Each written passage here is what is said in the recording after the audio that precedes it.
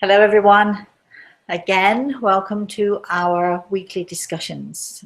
Today, our discussion is all about whether we should in fact talk to the dead or, as many people believe, let them rest in peace. So we're going to be taking questions as usual, and we're going to hear maybe a couple of opinions from different people. You must all know my views are I do talk to the dead, so am I inclined to let them rest in peace? Am I inclined to only talk to them at certain times? You know, what is the protocol for that, if there is a protocol at all? And, you know, what about mediumship? Is it something that we shouldn't be attempting or we shouldn't be doing? Is it something that is perhaps goes against God, goes against different forms of religion? Should we let the dead rest in peace? In fact, my question would be, do we want to let the dead rest in peace? Do they, more importantly, do they, the dead, who I believe, of course, are not dead, do they want to rest in peace? Do they want to be left alone? Perhaps are they so busy doing whatever it is that they're doing that they don't have any time for us anyway, and they would prefer not to be drawn back into this material, earthly world of ours. So let's begin. As usual, I have my spirit guide, Gregor, who is here behind me. Some of you may be able to see him. He's standing to my right side as always. I also have my lovely Carolyn. Going to get into big trouble here. I also have my lovely Carolyn, who is sitting next to me. So if you see me sort of, you know, looking to my right from time to time, it's because I'm checking with her to see what she's up to, and I'm looking for her now. We're going to begin our discussion. Should we let the dead rest in peace? We're going to begin with our first question. So off you go, Carolyn. Okay, this is Betty from Pennsylvania. And she asks, should we let our loved ones rest in peace? She says, when my son first passed, I was always talking to him and always asking him to send me signs. He was wonderful in doing that for me, but then I always felt like I was being a pest and putting too much stress and pressure on him. In time, I would ask him if he wasn't too busy, and if it wasn't too much trouble, I would really love to have a sign to let me know he's okay. He is such an amazing soul and always lets me know he hears me and loves me. But am I being a pain? Should we let him rest in peace? Hello, Betty. Are you being a pain? And should you let him rest in peace? Well, you've already described in your question that you've often had signs from him. You've often been given signs that he's around you, that he's with you, which indicates to us that he really, you know, does want to communicate. He does want to let you know. He's indicating that it's just as important for him, I think, that that he reaches you, that you reach him. But can we talk to our loved ones too often, too much? Can we be the pain that we might think we're being? Okay, here is the rule as I use it. Okay, you can talk to your son as often as you want, all day, every day, if you want. You can talk to him, you can chat with him, you can tell him what's going on in your life. Of course, all day, every day, perhaps might be a little bit much. But how often you talk to him is up to you, and it's your choice. And I'm sure that he's listening the majority of the time when you do get together with him. And I'm sure that he's probably enjoying the fact that you are trying to let him know that he's still very much a part of your lives and your family. But the rule is this: you can talk to him as much as you like, I feel, but you have to listen too. And this is the trick. And so many of us, I think, when we're trying to connect with our loved ones in the spirit world, we talk and we talk and we talk. Give me a sign, show me a sign, let me know that you're there. On and on we go. We talk and talk and talk, and we forget to listen. We talk about our day. We talk about how we're feeling. We talk about how we miss them. We talk and we talk and we talk, and we forget to listen. So as much as you want to talk to him, which is a good thing, and I'm sure that he wants this too, as much as you want to talk to him, he also would like you to listen to him and to listen to the things that he has to tell you. And in order for us to listen to our loved ones in the spirit world, we first of all have to shut up. That's difficult, right, Betty? It can be difficult, but we have to pay attention. We have to be quiet. So my advice is to sit for 10 minutes of every day and not talk and not ask questions and not ask for signs and not ask for anything, but to just sit down for 10 minutes, make sure there's going to be no disturbances, no phone's going to ring, nothing's going to disturb you. And you just say to your son, this is my 10 minutes that I want to spend with you. If you'd like to come and join me, great. If you're too busy, I understand. But nevertheless, I'm just going to sit and be here for you if you need me, because I'd love to have you around. The end. No more talking. Now, listening. You listen, you pay attention. You pay attention to maybe the shadows that are around you. You pay attention to perhaps the change in energy. You pay attention to maybe that slightest touch on your shoulder, or that soft feel of someone or something brushing your cheek. And in this way, sitting, not demanding, not asking, but just listening, paying attention. In this way, you will eventually hear your child. Now, it might take you a day, it might take you a week, it might take you a year, but at some point, if you do this on a regular basis, Betty, at some point, you will become, it's about you. It's not about him. It's not about whether he's there. It's not about whether he wants you to talk to him. It's about you learning to become more sensitive, learning to become more aware, learning to pay attention to those small signs by being quiet. Let go everything that's in your head. Let go all those thoughts and all that stuff that's going on in your head. And just be there for 10 minutes with your son every day. And at some point, you will feel him. He will let you know. At some point, you'll feel the soft touch of his fingers brushing your cheek, or you'll feel when he places a kiss on your head.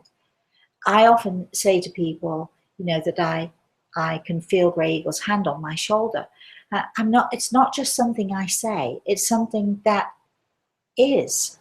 I can feel when he puts his hand on my shoulder.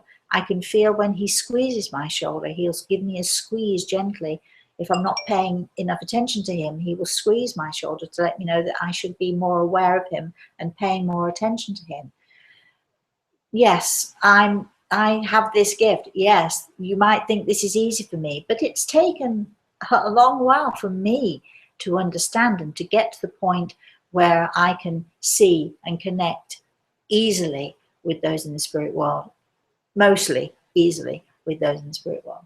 So Betty, you keep up your chatter, you keep talking to him, but at least try, if you can, at least once in a day to listen to him.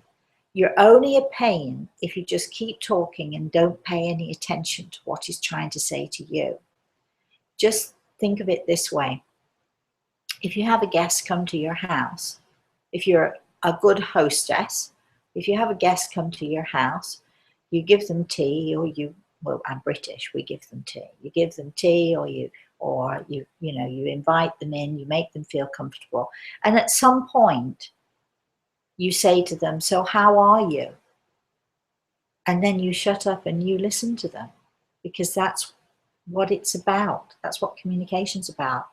And if you're going to continue to talk over them and not listen to them at all, eventually they're going to think, well, what's the point in visiting?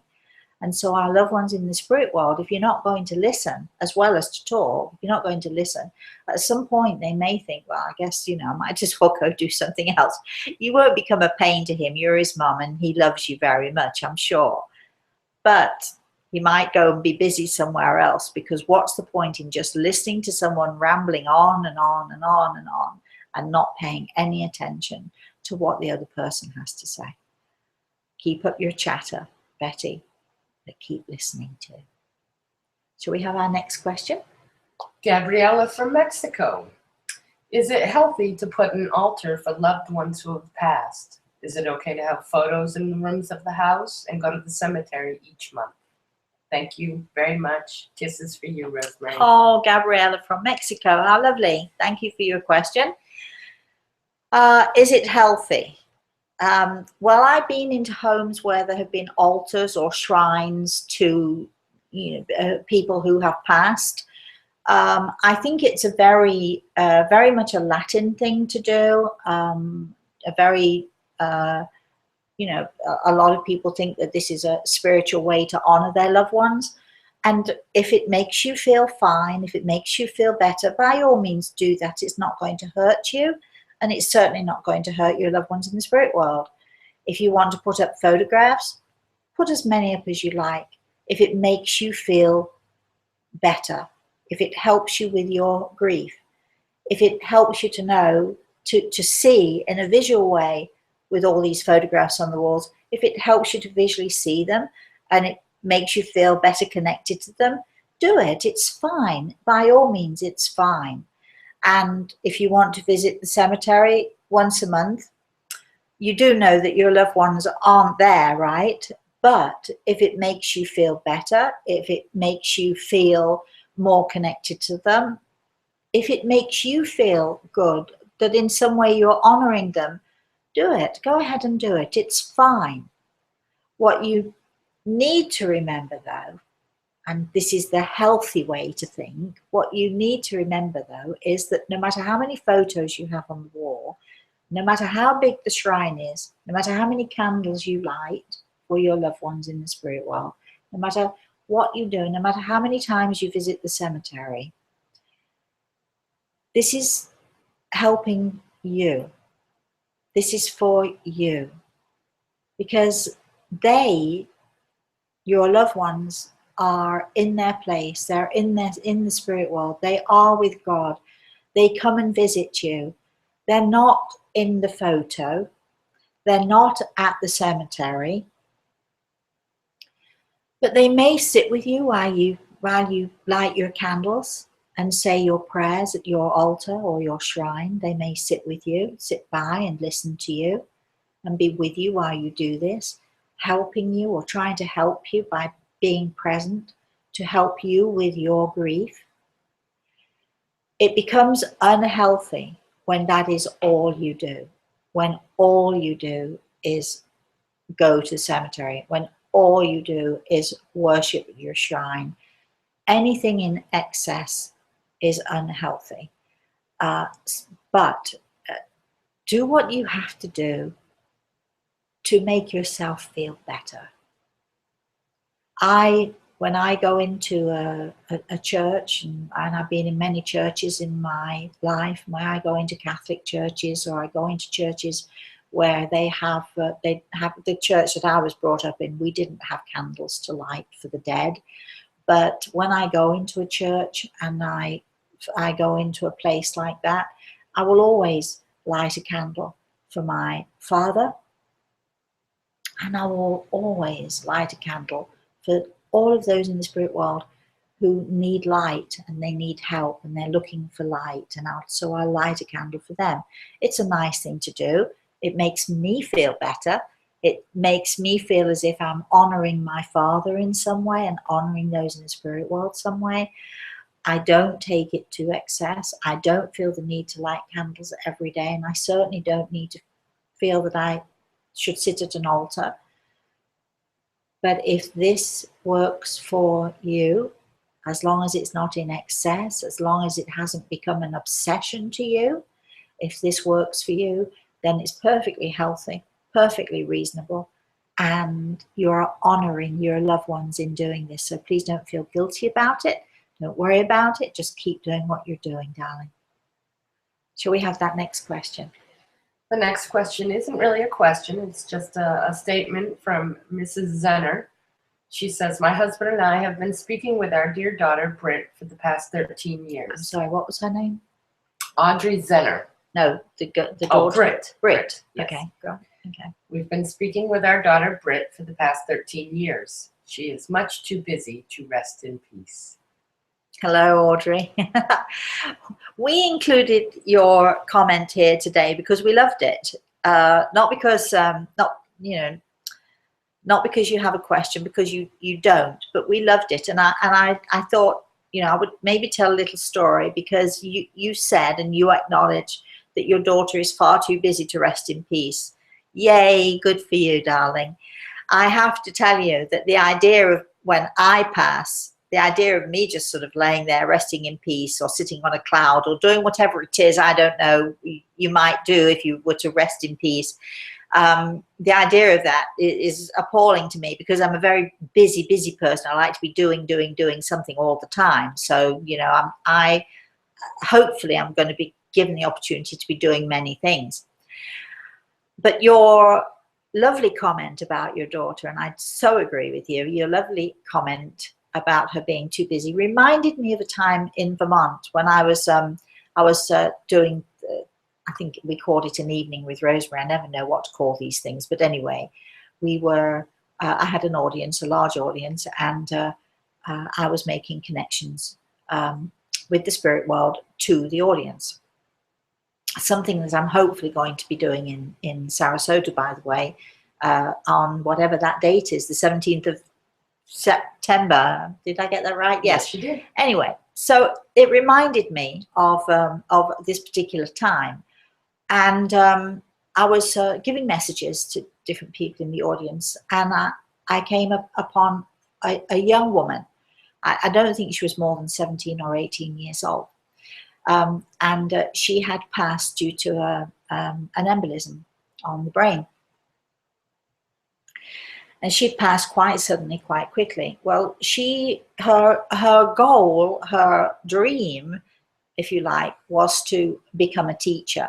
And as I found her parents in the audience, and I was able to talk to this young girl, she relayed to her parents that this was her goal, to go to college and to become a teacher, because she loved young children.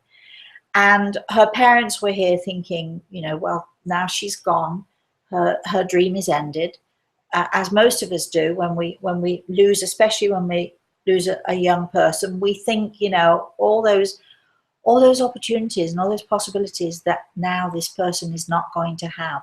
Well, okay. So this young lady, first of all, gave evidence to her parents that it was really her, which is very important. And then second, she talked about the dream of always becoming a teacher, which her parents were absolutely adamant that was right. And then she was able to tell them that her dream was being fulfilled, because she was learning and training to help the youngsters in the spirit world who had come perhaps missing their parents, perhaps needing help and guidance. And so she was learning, she was a student in the spirit world, weird concept perhaps, but she was a student in the spirit world learning how to become a teacher, so that she could take these youngsters who were in the spirit world and help them and guide them and teach them all the things that youngsters need to know. In other words, she was going to be a teacher. She was going to be busy. She was not resting in peace, but she had found peace, working towards fulfilling her dream, which I'm pretty sure she did. So, Audrey, thank you so much for that comment, and God bless you. And I know that your daughter is with you, and I know absolutely that she's probably right there tapping you on the shoulder as you're listening to this. So thank you very much for your comment. Next question, please. This Anonymous. The spirit of someone that has passed can't be everywhere at the same time. So my question is, if I call out to the spirit, my sister talks to the spirit, and my mom, cousins, etc., are we all confusing the spirit, distracting them from resting in peace? Well, anonymous, you do know that you might be anonymous to us, but you're certainly not anonymous to those in the spirit world who are with you. It's a really good question, and we are going to have a discussion at some point in the future about this, because this is about time. If you're all asking or trying to connect with someone in the spirit world, and you say a spirit, I always like to refer to them as people, because they are people in the spirit world. If we're all trying to connect perhaps at the same time or round about the same time, would that confuse that person in the spirit world? And the answer is no, it wouldn't confuse them. First of all, if you're in a room full of people and you're all talking at once and you're all asking questions all at once, it's easy to deal with, isn't it? We deal with it every day. I certainly do. You know, when I have my friends with me, we're all chatting at the same time and we're all asking questions at the same time, and we field them. We're not confused necessarily, or if we are confused, we simply say, hold on a minute, let me answer this question first, and then we'll, talk to so and so next. But it's a confusion that we can handle. It's a confusion that we can deal with, and that's exactly the same way in the spirit world. If we're all talking at once, we just stand back. Those in the spirit world stand back and just sift through what is being said, and we'll understand it. But there's also this little thing about time. And time in the spirit world is very different than time as we know it here on this earth plane. Travel is very different in the spirit world than we know it here on this earth plane.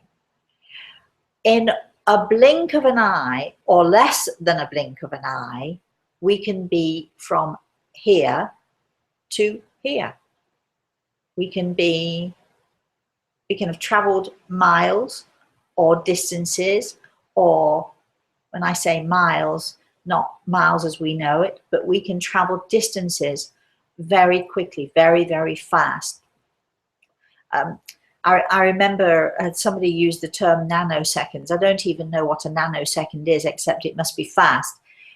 So when we're in the spirit world and we want to go, let's say, to visit our mother and then our brother and so on and so forth, we can do it in such fast succession without even trying, without even, revving ourselves up.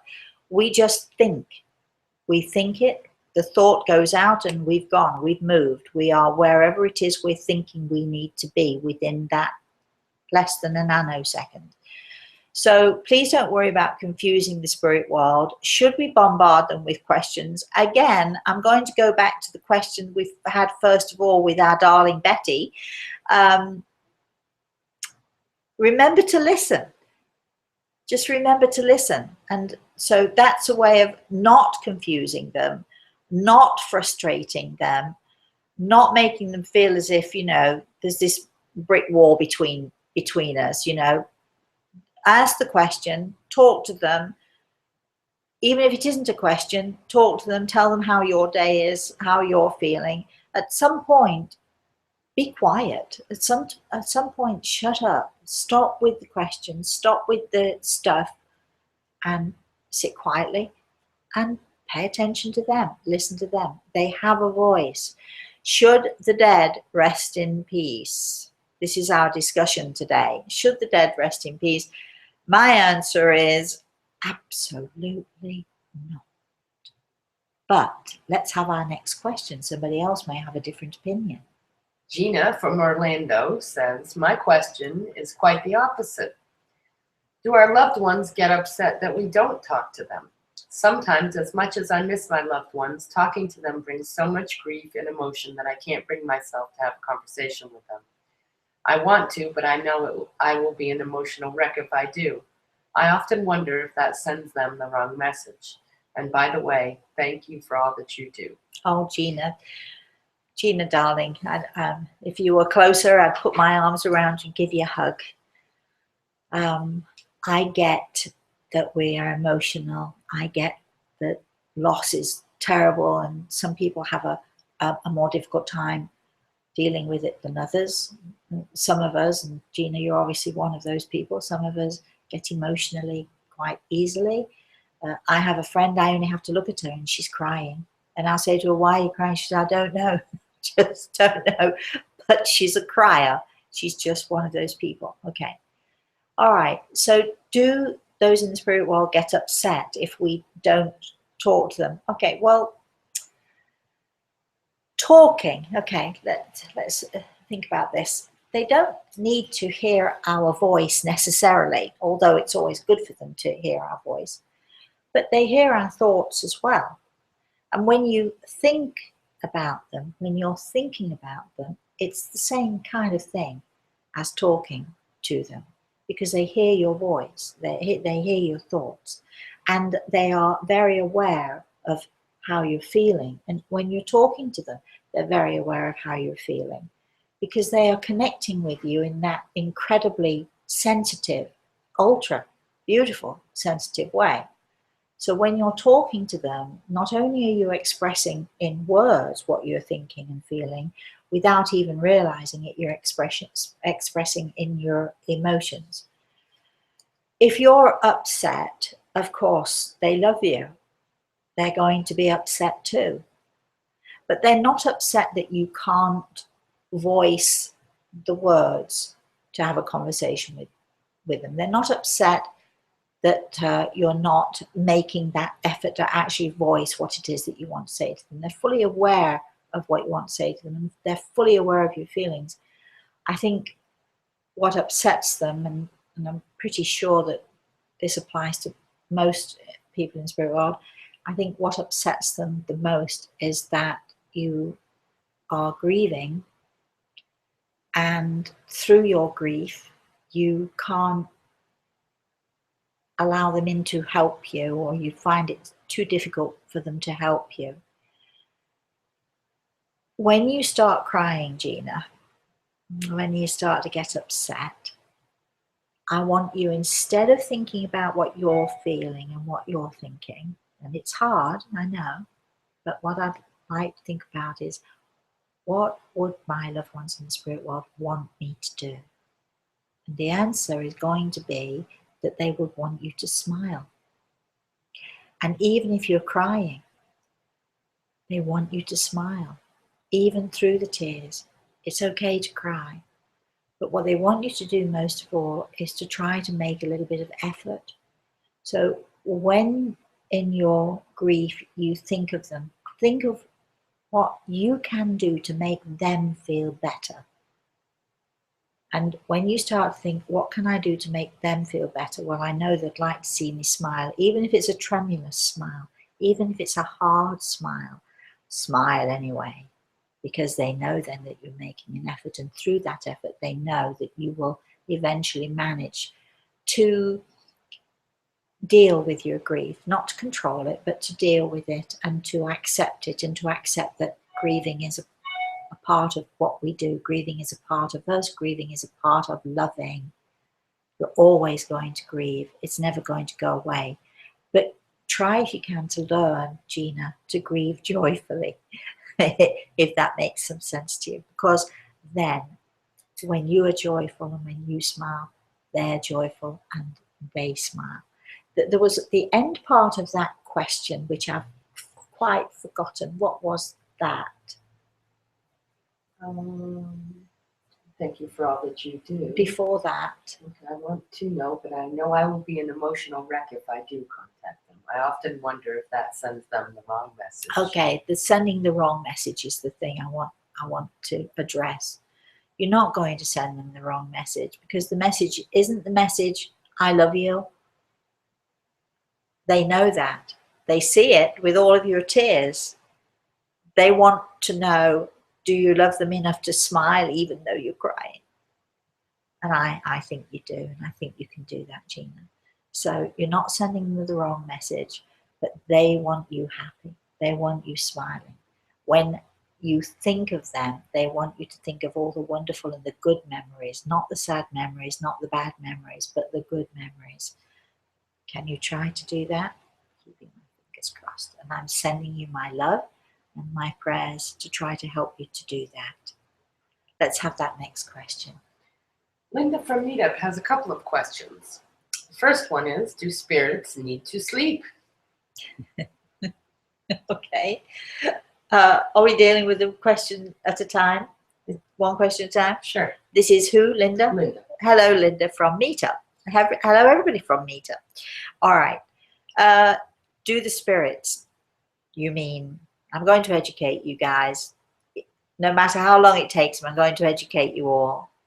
What you really mean is, do people in the spirit world, do those in the spirit world. Because when you call them spirits, you make them sound like they're sort of wispy bits of nothing floating around the air. So I want to just make it really clear that they are solid, living, breathing, etc. Do they need sleep? I don't know whether they need sleep or not. You see, I'm not afraid to say I don't know. I don't know if they need sleep. I do believe that actually what they need from time to time is they need rest. They need peace, and they need harmony, and they need time to adjust to their new environment, especially when they first get to where they're going. But they need rest, and they need peace. And we actually, believe it or not, we can help them with that. And this brings me back to our darling Gina's question. We can help them by showing them that we love them dearly, and we're doing what they want us to do, which is to make the most out of the life that we have here, to make the most out of life. We've had that lovely comment, I think, from Audrey about her daughter, and I was telling the story about the young girl who died of an embolism. Life can end like that. Life on this earth can end like that. And so we owe it to ourselves, we owe it to God, we owe it to our loved ones in the spirit world, we owe it to all of them and to ourselves to make the most and the best out of life as we possibly can. We owe it to ourselves to laugh at least once a day, even if you're only laughing at yourself. If I stub my toe or I hurt myself, that's when I laugh the most, to laugh at myself. We owe it to ourselves, we owe it to those who we love to at least smile, say good morning, to show love and to show compassion, to show gentleness when we can. Make the most of it all. Just make the most of it. So, how are we doing with that question? Did I answer that question? Let's have the next question. Do spirits care about or remember their possessions? Oh, do they? You're using that do spirits thing again, aren't you? It upsets me. To those in the spirit world, care about their possessions? Care about or remember their Or possessions. remember. Okay. Remember, yes, they do. Because very often they'll describe a house that they owned, or they'll describe a piece of jewelry that they had, or they'll describe something that was precious to them, or that they treasured and maybe had now left to someone in their will. So yes, they remember. What was it? What was the second Do they care about or remember their possessions? Do they care about? I would say they don't care about the house. They might care about the people in the house, especially if the people in the house are their family. Do they care about that piece of jewelry? They care about the memories. They care that it's in someone's hands who loves it. Do they care? Do they want it back? Do they wish they could have taken it with them into the spirit world? No. We look at our possessions. They bring us memories. They bring us often good memories. And we care in as much as that we want to remember the memories. We want to remember what it felt like when somebody gave us a beautiful gift. of a nice piece of jewelry or so on. And we want to share those memories with our family who are still on this earth. And also we want to share those memories with all of those in our family, our friends, our loved ones in the spirit world who we meet when we ourselves go over there. And I think there's a third question coming, and it better not be, do the spirits? It's like, go on, give it to me.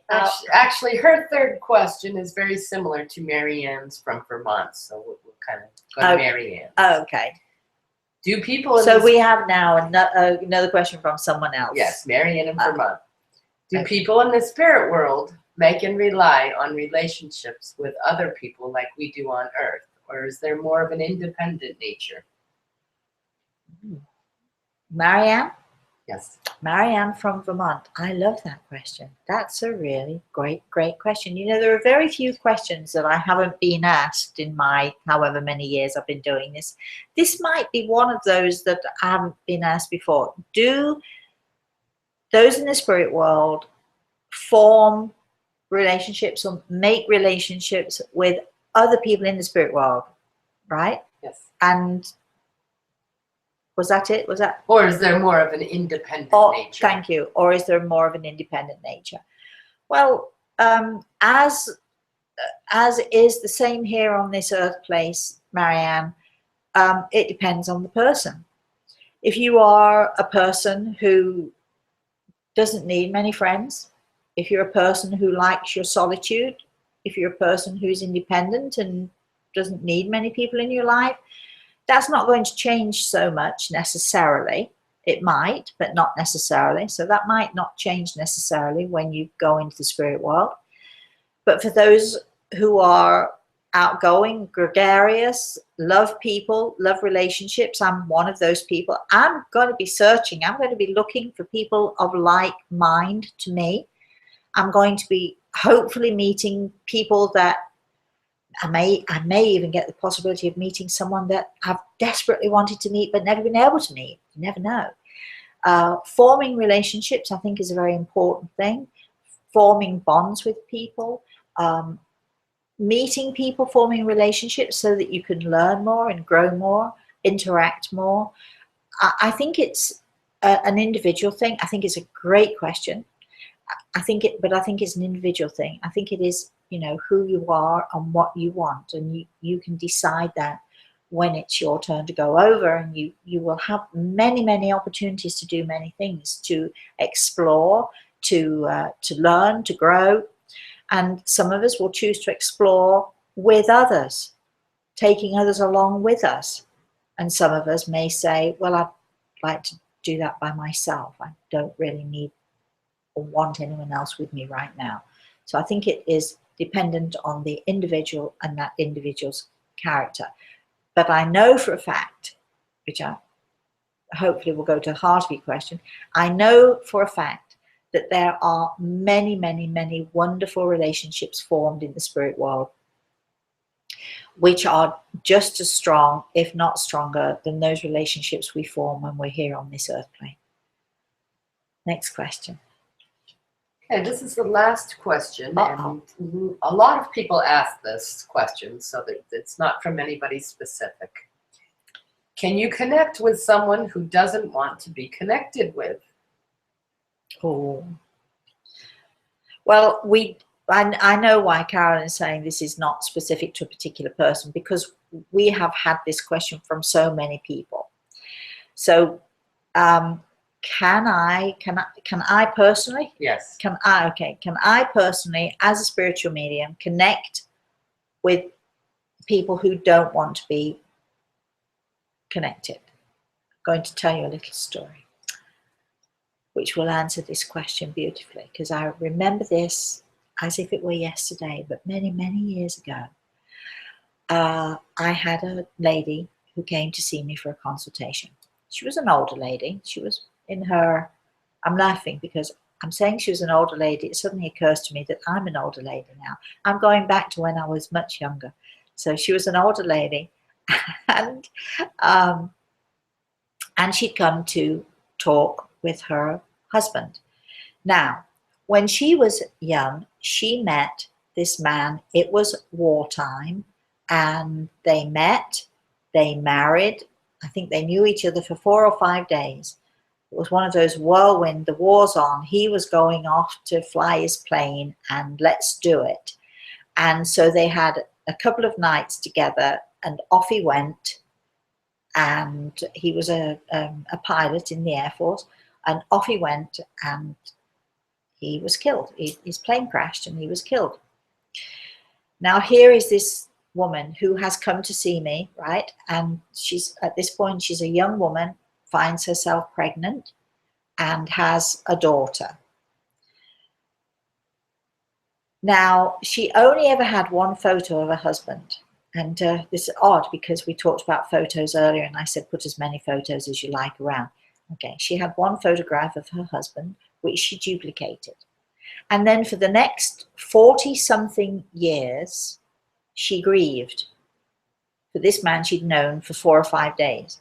And she grieved and she grieved and she grieved to the point where her daughter, she had no relationship with her daughter. She had no relationship really with anybody else. She was extremely lonely because all she did was cry and mope all day, every day over this man. She did the basics.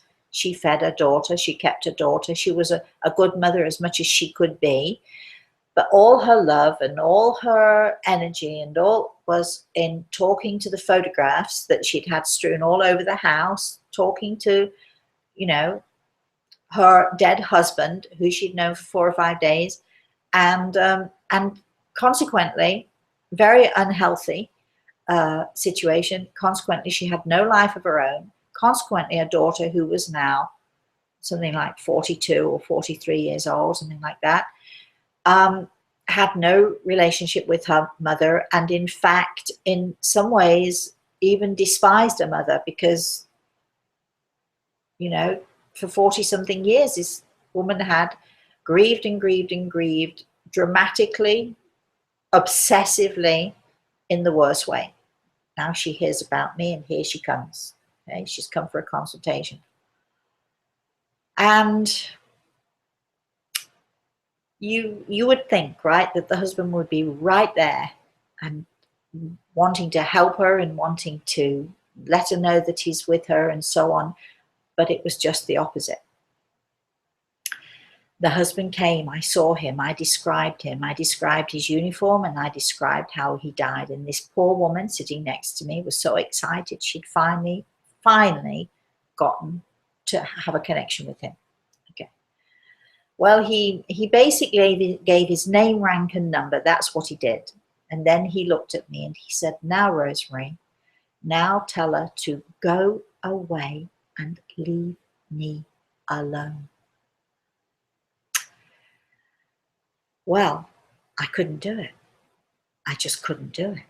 And I said to Grave, I can't say that to this woman. I'll break her heart. So we managed to talk to her mother, who came through from the spirit world, and her aunts and her uncles, and goodness knows however many other people came to talk to her, to talk about the fact that it was unhealthy, that her grieving was unhealthy, that she needed to work on the relationship with her daughter. This woman was not listening. She was not listening. And she went away furious. She went away very angry, very upset, and I do believe very hurt. But my job is not to force someone into talking to me if they don't want to do it. I can't force anyone. I wouldn't force anyone anyway. Why would I do that? So when this man said to me, tell her to go away and leave me alone, I couldn't say that to her because I couldn't hurt her that much. It's not in me to do that. But I made excuses. I don't see him very well. I'm not hearing him really. I made excuses. But here is your mother, and here is your sister, and here is this, and so on and so forth. Obsessive behavior is what made this man turn away from his wife of all of 4 days. Now, this is the interesting thing. A few months passed, and a young lady came to see me. She was in her 40s. You might know now what I'm going to say. I'm going to tell this story. She was in her 40s. She might have been 42 or 43 years old, okay? And she came and she sat down and she wanted a consultation. She didn't really know who she wanted to talk to. You know, she just said to me, well, you know, I'm going to let you do it, but I've heard about you, etc. Well, who should come along but this wonderful man who'd been killed in the war? You've got it, you've guessed it. Her father. This was the young girl whose mother had come, and he'd said, tell her to go away and leave me alone. Well, here he is again. And I knew him, I recognized him, and I'm thinking, am I going to have the same thing? Is he going to tell this young lady to go away and leave him alone?